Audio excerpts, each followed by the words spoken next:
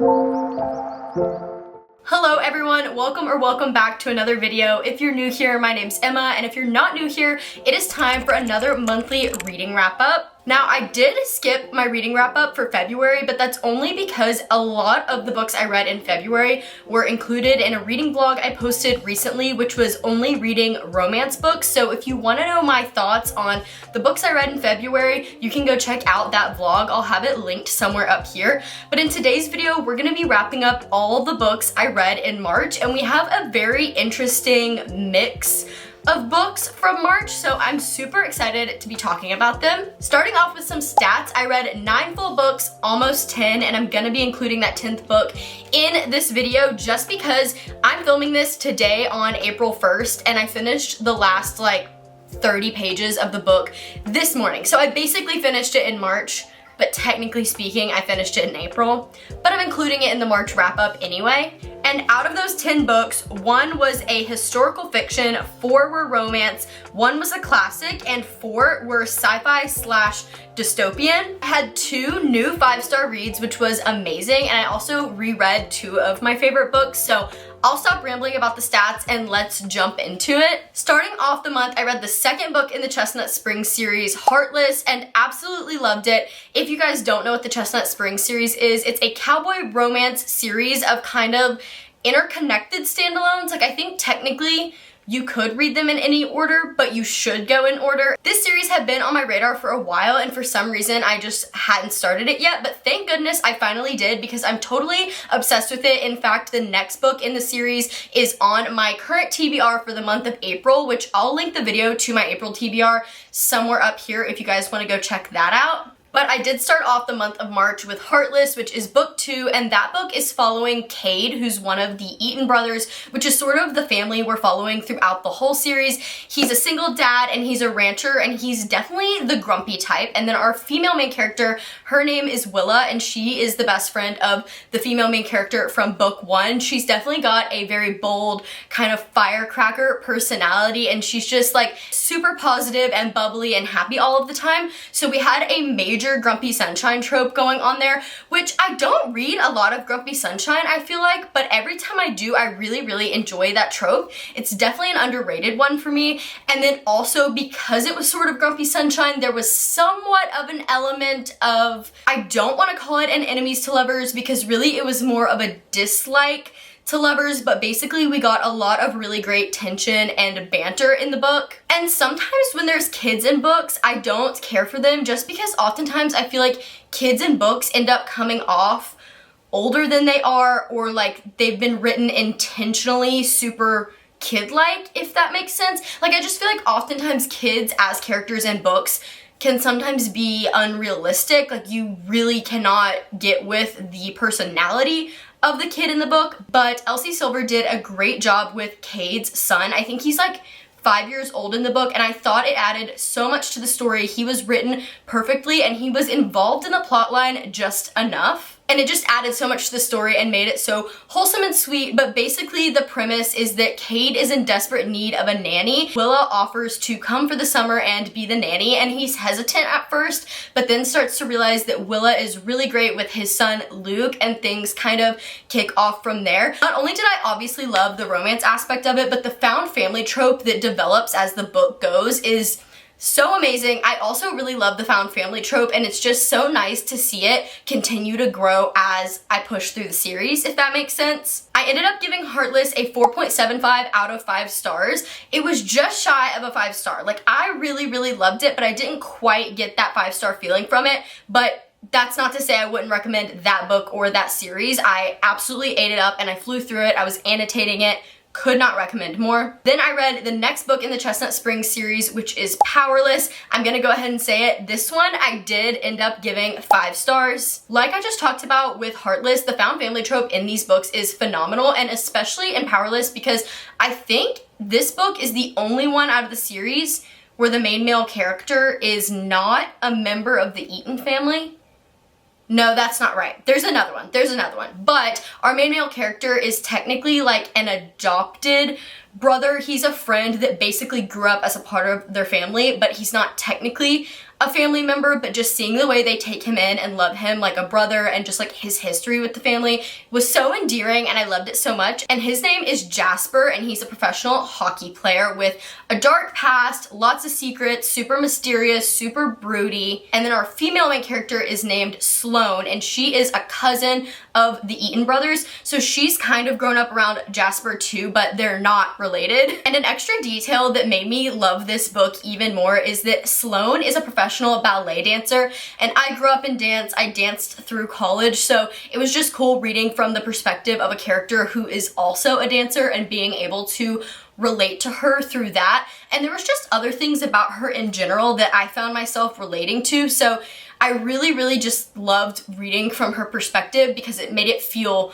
more realistic. And I'm not gonna say too much about the plot because I went into it blind, and I'm really glad I did. Like, if I would have even read the back of the book before going into it, it would have given away a lot of things that I'm glad I just found out as I was reading the book, because it was more like shocking and fun to me. Like I said, I ended up giving Powerless 5 stars. I don't know if it's just because Sloane is a dancer and I really loved that about the book, but there's just something a little extra special about the chemistry between our characters and their storyline that I just was absolutely in love with, and I cannot wait to read the next book in the series. Then I jumped into a trilogy that was very much out of my comfort zone, out of the norm of what I typically read, and the reason I picked up the trilogy that I'll mention in a minute is because one of my TBR jar prompts for March was a book that your dad recommends, and my dad does not read a lot of fiction. He loves nonfiction. I can't stand nonfiction, so this is a fiction series that I know my dad loves, and I decided to read it. And I'm not going to talk too much about the books because I do have a special video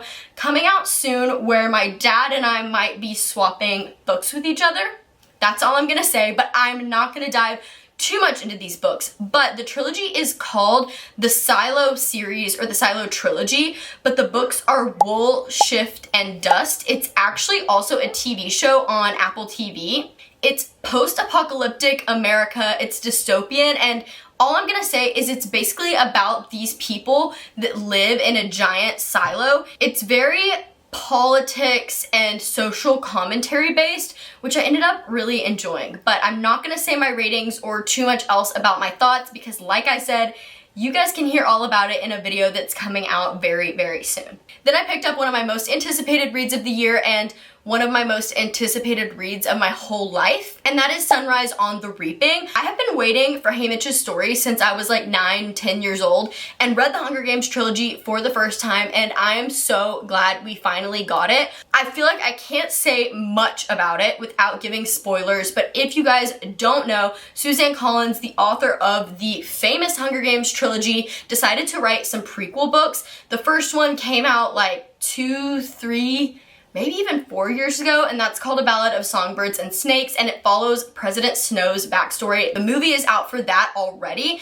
Then she just released Sunrise on the Reaping, which is a prequel to the Hunger Games trilogy and is following Haymitch's story, and as we know from the original trilogy, he was in the 50th Hunger Games, the Quarter Quell. Is it the 25th or the 50th? I can't remember if Haymitch's games were the 25th or the 50th, and now it's bothering me that I can't remember. But he was in a Quarter Quell where they reaped double the amount of tributes, and they could have taken the entire plotline of the games out of that book and I still would have absolutely loved it and been absolutely ripped to shreds emotionally. I sobbed over that book. I just was left speechless. Everyone says Suzanne Collins only writes when she has something to say, and boy did she have a lot to say in this book. It was beautifully written, and I may argue that that is her best work yet. I'm obsessed with it, and I cannot wait for the movie to come out, and I've already been considering rereading Sunrise on the Reaping. The only reason I haven't is because I don't know if I'm ready to be completely emotionally destroyed and wrecked and torn apart again. Like, I need time to process, but I will eventually be rereading it because I loved it so much. That being said, you probably already guessed that I gave that book 5 stars. It was phenomenal. Then I decided to jump into a classic, and it's also a book that's on my list of 25 books to read in 2025. I talked a lot in my videos in 2024 about how it was a goal of mine to kind of dive into classics and challenge myself to read more classics, because I typically only read like contemporary romance, fantasy romance, that type of thing. And so yeah, I don't really know why. I just wanted to challenge myself to read classics because a lot of them are so famous and so well loved, and I would argue that one of the most famous and noticeable titles in all of literature is Pride and Prejudice. So I decided to finally pick it up in 2025, and I'm glad I did, but also it wasn't as great as I was expecting it to be. I will say I had already seen the Keira Knightley version of the movie prior to jumping into the book, but I'm very glad I saw the movie first, because just having a general idea of the story and the plot, I think helped me digest the writing style that Jane Austen has, because it's definitely not a style I would say is typically easy to read, if that makes sense. And that's just me personally. If you find Jane Austen's writing or just like classic writing in general to be easy to read, I'm so happy for you. That's just not me. So I'm glad I had the context of the movie going into the classic, because I think I was able to appreciate it more and understand what was going on more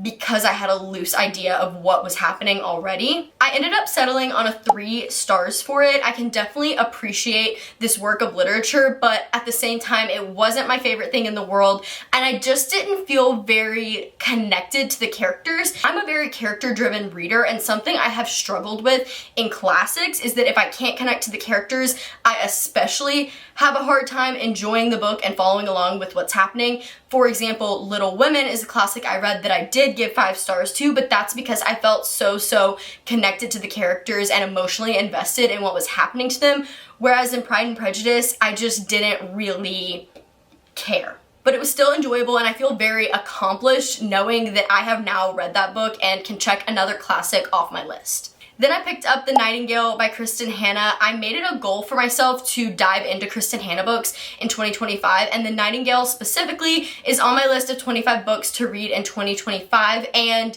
it was wonderful. I always hear hype about Kristin Hannah's books, so not gonna lie, I was a little bit hesitant going into it, because sometimes when I hear a book is so hyped up, I end up getting let down when I read it, but that was not the case at all with The Nightingale. The Nightingale is a historical fiction set in France during World War II, and while it is fiction, I think I read somewhere that it's loosely inspired by real people's stories and real events. Like, I believe she sat down with and interviewed Holocaust survivors and people that aided with war efforts. So yes, while it is fiction, I think it's super cool that the story is inspired by real things that people went through during this time period. And I've always kind of had a knack for history. I find it so interesting, but especially this time period around World War II and what was going on in Europe has always interested me and intrigued me, and this book was so heartbreaking and so beautifully written. It follows 2 sisters throughout the time of the war whose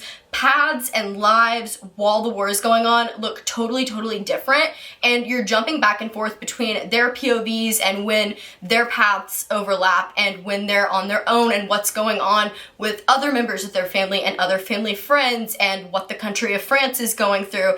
And I don't know, it was just so interesting to me. I don't want to call it entertaining, because for some reason it feels wrong to use the word entertaining when we're talking about things that actually happen to people, even though it is a work of fiction. But intriguing and gripping are probably better words to use. I was so sucked into the story, and I felt so deeply emotionally connected to all of the characters, and the best part about it is that all the characters were flawed. Even the 2 sisters who we are following as our main characters are not perfect people, and I loved that so much about it, and it honestly made me more connected to them, that they felt so realistic. And I always have heard that the ending of that book makes people cry, so I was preparing myself for that, and not gonna lie, I did kind of predict the direction the ending was going in, but that did not affect how emotional it was. It was heart-wrenching, and I can't really say much else about it because I don't want to spoil anything, but I ended up giving it 4.5 stars on Goodreads, I think, But looking back and having time to reflect on it and reflect on how much I appreciate the book and what it's about and what Kristin Hannah has done with her writing in that story, I think I would bump it up to a 4.75 stars, and I'm hoping to get to more of her books very, very soon because historical fiction is not a genre I read very often. In fact, I hardly ever read it, but reading this book has inspired me to want to read more historical fiction in general, but also more Kristin Hannah books. My camera battery just died and I had to charge it, so if the lighting looks off now and the angle looks different, that is why. I was trying to film this before I lost the light, but now the sun is starting to set, so we don't have as much bright natural light, but I'm almost done with the wrap up. The last 2 books I read in the month of March are rereads for me, and 2 of my favorite rereads. In fact, they were my favorite books in all of 2024, and that is Binding and Keeping 13 by Chloe Walsh. The second I finished those books, I already wanted to reread them, but I was waiting because I still needed to read the other books in the Boys of Tommen series, and I ended up reading Saving and Redeeming 6 and Taming 7 towards the end of 2024, so now that we're in 2025, I felt like it was time to do a reread, at least of the first 2, and this time around I did it on audio. For my full-time job, I do a lot of driving, so I always love to have an audiobook that I can throw on in the car. So I decided to try out Binding and Keeping 13 on audio, and if you guys don't know what those books are about, it's really, really hard to explain. Like, I really don't know how to go about explaining Boys of Tommen, but basically it's about high schoolers, but it's not YA at all. Like, look up trigger warnings if you're gonna read them. It's set in Ireland, and it's kind of about rugby, but it's not a sports romance. Like, our male main character plays rugby, our female main character is new to the school, and you're kind of just following their story. That is the best way I can describe it in vague terms without giving spoilers, but I feel like that description does not do it justice at all. I wish everyone and their mother would read these books because they're so fantastic. They are heart-wrenching, literally make me sob. I am obsessed with the characters. I feel like they're real people. Like, I just feel so connected to the story and the characters, and I could go on and on forever about that series, but I'm not going to. All I'm gonna say is you should read them, but please look up trigger warnings before diving into it if that's something you're concerned about. I do think the front of each book lists out some trigger warnings as well. But since they're set in Ireland, there's a lot of slang and also the way things are pronounced that are kind of confusing and that like takes a minute to adjust to. And I remember the first time through reading the books, it definitely took me a hot minute to get to where I was pronouncing the names right in my head and understanding what the slang terms meant, which thankfully in the physical copy of the book, there is a pronunciation guide and like a glossary of the meanings of certain words at the front. So that was very helpful. I would say for the first like 30% of the first book, when I first read it, I was like flipping back and forth to the front of the book to figure out how I was supposed to pronounce things or figure out the meaning of things, and then as I progressed through the rest of that book, I was totally fine. Everything made perfect sense. That being said, the voice actors for the audiobook have very thick Irish accents, and it's hard for my American ears to understand what they're saying, even though I've read these books before, and I know what's gonna happen, I know the iconic lines, but just the way they talk is so different from what I'm used to hearing. And so that was kind of hard getting into the audiobook. And I usually listen to audiobooks at least 2x speed, and I have no problem taking in the information. This one I had to literally listen at like regular speed, and I think I slowly worked my way up to 1.5 maybe, but it took me a while to get there. And even once I got to 1.5 speed, there was a few things that I was like, it literally sounds like gibberish. I don't know what they're saying.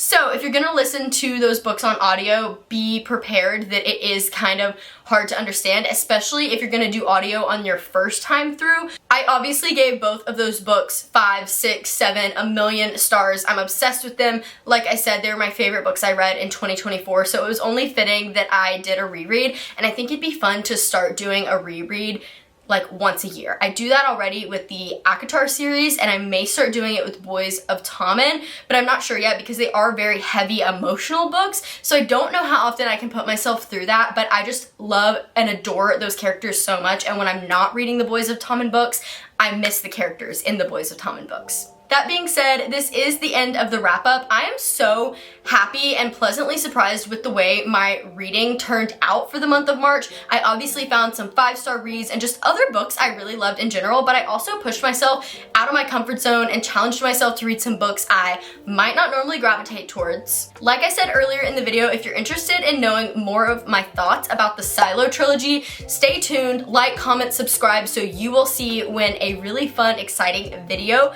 comes out where I'll be talking a lot more about that series and my thoughts. As always, I do have my Instagram, TikTok, Goodreads, and Lemonade linked in the description below if you'd be interested in following me over there and checking out my other content, or you can always head over to this channel to see all the other videos I have posted currently. Thank you guys so much for watching, and that's all for now. Bye guys!